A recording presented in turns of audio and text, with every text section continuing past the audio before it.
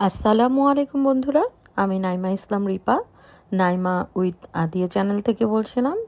তো আজকে ছিল ঈদের পঞ্চম দিন। আমরা থাকি বাহরাইনে, আর রিফা শহরে আমরা বসবাস করি। আর আমরা গিয়েছিলাম জাল্লাকে। এই সমুদ্রের পাড়টা হচ্ছে আমাদের আগের যেই বাসা ছিল সেই বাসায়। তো আমরা ঈদের পঞ্চম দিনে কোথায় বেড়াতে গেলাম সেটাই আজকে তোমাদের সাথে শেয়ার করব।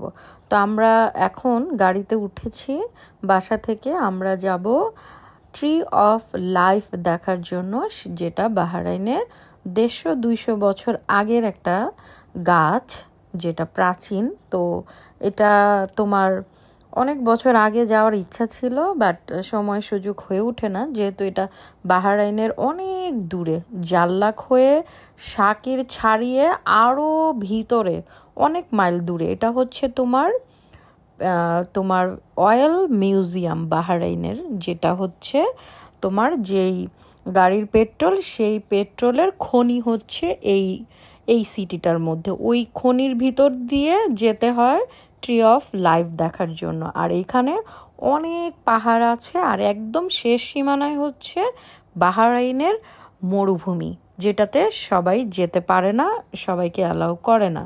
তো এইখানে হচ্ছে তোমার ট্রি অফ লাইফটার জন্য এটার ভিতরে যাওয়া যায়, তবে রেস্ট্রিকশন আছে। প্লাস হচ্ছে এটা হচ্ছে সরকার থেকে, গভর্নমেন্ট থেকে এটা একটা এরিয়া দিয়ে দিয়েছে। আগে এটা ওপেন ছিল, তখন তো কেউ তেমন যেত না। রিসেন্টলি এটা খুব ফেমাস হয়েছে, দেন এখন মানুষ যায় এটা দেখার জন্য।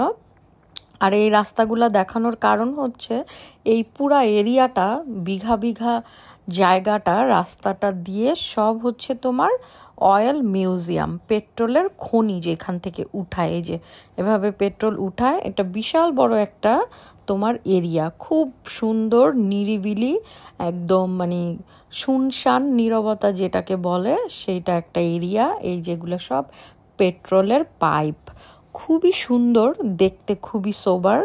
আর মানে একলা ঘুরতে যেতে, মানে লং ড্রাইভে যাওয়ার জন্য একটা পারফেক্ট রাস্তা, যেটা আমার খুবই ভালো লেগেছে। এই সাইডটায় আমরা কখনো আসিনি, শাকির হয়ে অনেক অনেক দূরে, মানে জাল্লাকের শেষ সীমানায়, শেষ সীমানার পরে শেষ শাকিরেরও শেষ সীমানায় হচ্ছে এই ট্রি অফ লাইফ।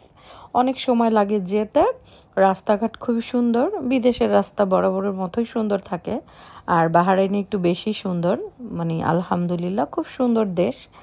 সো আমরা যাচ্ছি তো যাচ্ছি, তবে দুঃখের বিষয় 12টা বছর ধরে আমি আদিয়ার বাবাকে বলছিলাম আমাকে ট্রি অফ লাইফ দেখানোর জন্য, সে কখনোই সময় সুযোগ করে উঠতে পারে না। তো ফার্স্টে যখন ও 12 বছর আগে গিয়েছিল, তখন তোমার রাস্তাটা এখানে করা হয়নি, অত ভালো করে ছিল না, ভাঙাচোরা, মানে উঁচা নিচা ছিল অনেক। কিন্তু এখন 12 বছরে অনেক ডেভেলপ হয়ে গিয়েছে। সো এই জন্য আসতে চায়নি, বলে আমার গাড়ির টায়ার পাংচার হয়ে যাবে কিংবা সমস্যা হবে, যেহেতু বড় অনেক বছর আগে গিয়েছিল, তো তখনের সাথে 12 বছর পরে তো অনেক ডিফারেন্স। দেন এইবার ঈদের সময় সুযোগ হয়েছে, তো আমরা রান্না টান্না করে নিয়ে গিয়েছিলাম যে পাশে বসে খাবো। তো দুঃখের বিষয় আমি মাদুর নিতেই ভুলে গিয়েছি, চাদর। ওই যে আমরা চলে এসেছি ট্রি অফ লাইফ দেখার জন্য। তো দুঃখের বিষয়, এটা গভর্নমেন্ট থেকে 9টা 5টা খোলা থাকে। তো আমি যখন আমার হাজব্যান্ড যখন গুগলে সার্চ দিয়েছিল, তখন বলেছিল যে অলরেডি অফ। তা আমি বলি গাছ আবার অফ হয় কিভাবে? ওই দেখো চারিদিকে বাউন্ডারি দিয়ে দিয়েছে, মাঝখানে জায়গা খালি, এই পাশে তোমার এরিয়া দেওয়া যেখানে আমরা দাঁড়িয়েছি। তো ওইখানে যদি যখন খোলা থাকে, তখন এই সিঁড়ি দিয়ে গিয়ে ওই গাছের ভিতরে গিয়ে ছবি তুলতে পারবে, বসতে পারবে, কিংবা ওইখানে গিয়ে সামনে গাছ ধরে দেখতে পারবে। তো আমরা এখন কি করব, দূর থেকেই মামে একটু ভিডিও করলাম, একটু ছবি টবি তুললাম। যেহেতু দুঃখের বিষয় আধা ঘন্টার জন্য পেলাম না, মানে 4টা 4:30টার সময় যদি বের হতাম, 10 মিনিট থাকলেও তো এনাফ, 10 মিনিটেই এনাফ। এই যে ওরা নিজেদের গাড়ি নিয়ে এসেছে, এগুলা নিয়ে ওরা মজা করছে, অনেক ধুলা। তো এটা হচ্ছে বাহরাইনের সব থেকে বড় চার্চ, যেটা খ্রিস্টানদের যে গির্জা বলে, এটা হচ্ছে বাহরাইনের সব সবচেয়ে বড় গির্জা, এর থেকে বড় আর কোনো গির্জা নাই।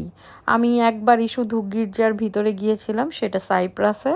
তুর্কিতে গিয়েছিলাম, তখন ওই গির্জাটা বন্ধ ছিল, তো দেখতে পারি নাই। তো আর এই গির্জার ভিতরে কখনো যাওয়া হয়নি, আমি আজকে প্রথম দেখলাম। খুব সুন্দর, অনেক বড়। তো আমরা এখন ট্রি অফ লাইফ আমাদের দূর থেকে দেখা শেষ। আমাদের যে জাল্লাকে আগে ছিলাম, জাল্লাকের যে বাসায়, সেইখানে হচ্ছে তোমার আমাদের হচ্ছে বাসা ছিল এই সমুদ্রের পাড়ে অনেক বছর, 10 বছর ছিলাম আমি। তো রিসেন্টলি 3 বছর ধরে আমরা রিফায় চলে গিয়ে এই জায়গাটাই আমাদের বাসাটা, রুমটা ছিল এই সমুদ্রে, যেখানে বোটটা দেখতে পাচ্ছ। তো একটু স্মৃতিচারণ করলাম সমুদ্রের পাড়। আজকে হচ্ছে তোমার ভাটা পড়ে গিয়েছে, পানি নাই, যার কারণে সমুদ্রের কোনো সাউন্ডও নাই। তো আমি খিচুড়ি, মাংস, ফ্রেঞ্চ ফ্রাই এগুলো রান্না করে নিয়ে এসেছিলাম। তো আমরা চাদর আনতে ভুলে গিয়েছিলাম, তো এখান থেকে একটা চাদর চেয়ে নিলাম। তো আমরা এখানে খাওয়া দাওয়া করব সমুদ্রের পাড়ে, যেহেতু অনেক ক্ষুধা লেগেছে। আমরা দুপুরে খাওয়া দাওয়া করে যাইনি, রান্না করে একবারে রওনা হয়ে গিয়েছি। তো এখন সন্ধ্যা, মাগরিবের আজান দিয়ে দিয়েছে অলরেডি। তো এখন আমরা খাবো, খেয়ে তারপরে আমরা বাসায় চলে যাব। তো চেয়েছিলাম যে অন্য আরেকদিন জাল্লাকে এসে পিকনিক করব, তো আর সেটা করা হলো না। আমরা আজকে রান্না করে চেয়েছিলাম ট্রি অফ লাইফের আশেপাশে বসে খাবো দাবো, সন্ধ্যার পরে বাসায় আসব, মানে রাতে, কিন্তু সেটা আর হলো না, ওটা বন্ধ, জানতাম না।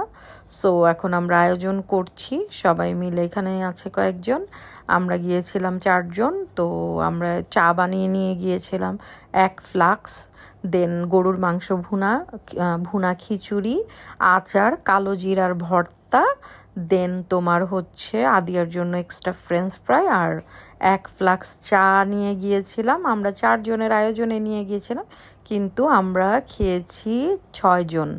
তো একটু বেশি করেই নিয়ে গিয়েছিলাম। তো আমি যদি জানতাম এই গার্ডেনে আমরা আসব, তাহলে আমি আরও অনেক রান্না করে নিয়ে যেতাম। এটা আমাদের প্রিপারেশন ছিল না। তারপরে আমরা কি করব, এখানে মানে অনেক বালু, খাওয়ার প্লেস নাই বসার মতো, সো ওইখানে আর খাওয়া হয়নি। তো বলল যে ঠিক আছে, তাহলে আমাদের জাল্লাকে সমুদ্রের পাড়েই যাই, সেই জন্যই আসা। তো আশা করলাম তোমাদের ভালো লাগলো। ভিডিওটা ভালো লাগলে শেয়ার করতে পারো, লাইক কমেন্ট করতে পারো।